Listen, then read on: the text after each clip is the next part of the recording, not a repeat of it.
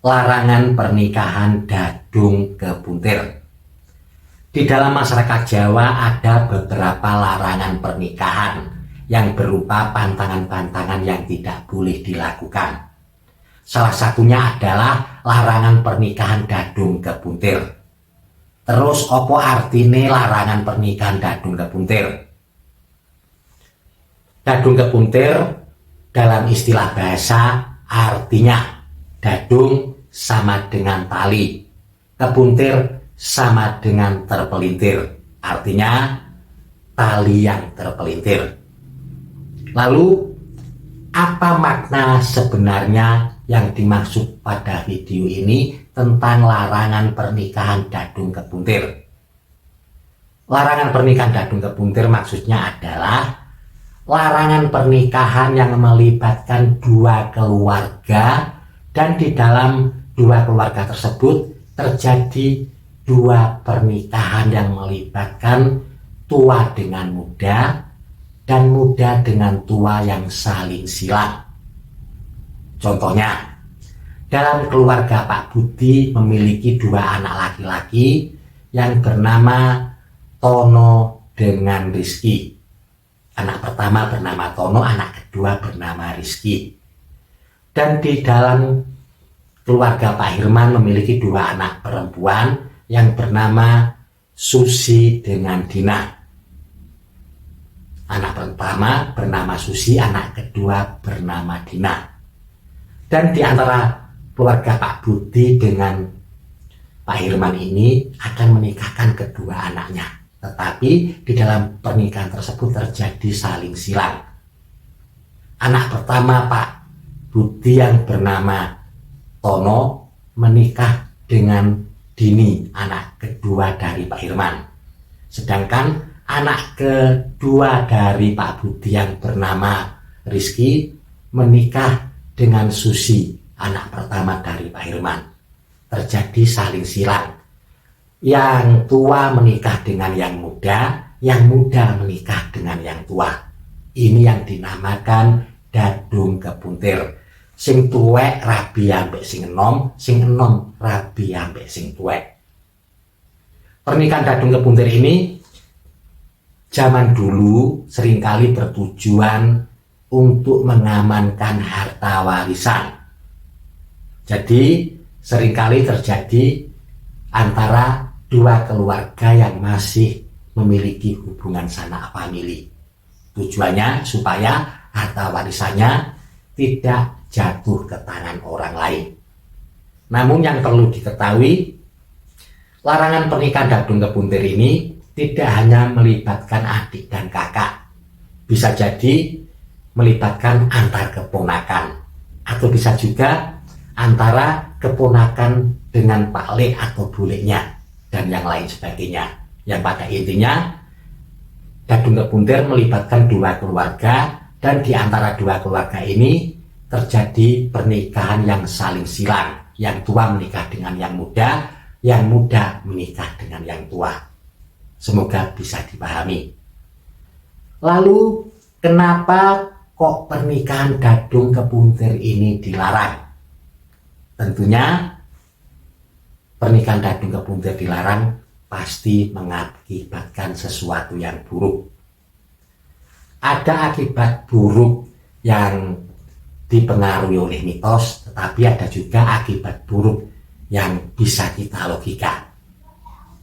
Lalu akibat buruk apa saja yang bisa diakibatkan oleh pernikahan dadung kebuntir?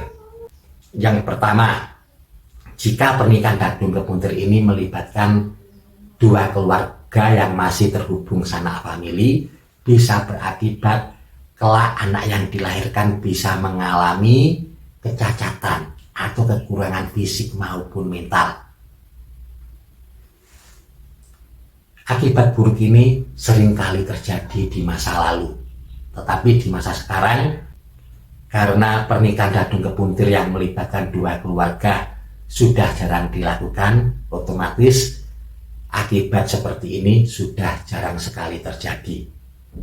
Lalu akibat yang kedua, terjadi carut marut dalam keluarga.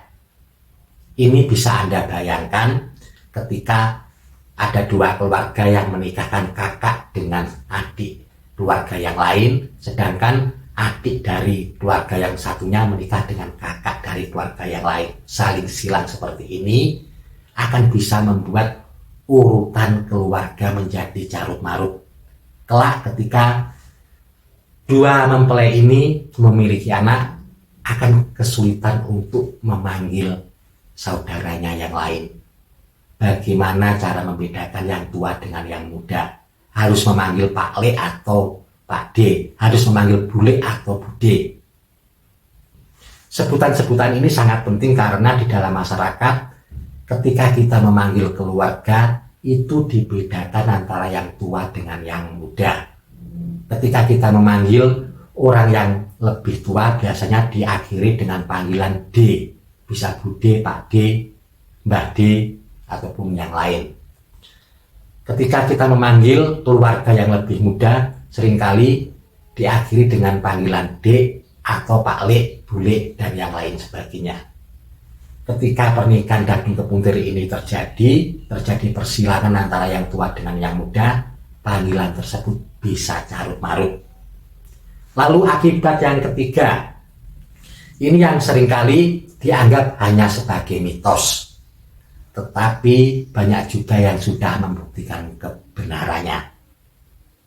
Ketika pernikahan dadung kepuntir terjadi, dipercaya salah satu mempelai tidak akan kuat. Jika sampai terjadi salah satu mempelai tidak akan kuat, dampaknya atau akibatnya bisa jadi salah satunya akan sakit-sakitan, bahkan dipercaya bisa meninggal dunia di usia muda. Dampak yang terburuk adalah ekonominya akan kesulitan, ekonominya akan seret. Anda boleh percaya atau tidak, semuanya terserah Anda. Lalu berikutnya akibat yang keempat. Pernikahan dadung kepuntir juga dipercaya bisa berdampak buruk kepada kedua orang tua yang saling berpisahan ini. Pernikahan dadung kepuntir seringkali juga berakibat salah satu dari kedua orang tua mempelai, entah mempelai laki-laki atau mempelai perempuan, juga bisa kena dampaknya. Dampaknya sama, bisa sakit-sakitan ataupun meninggal dunia dalam usia muda.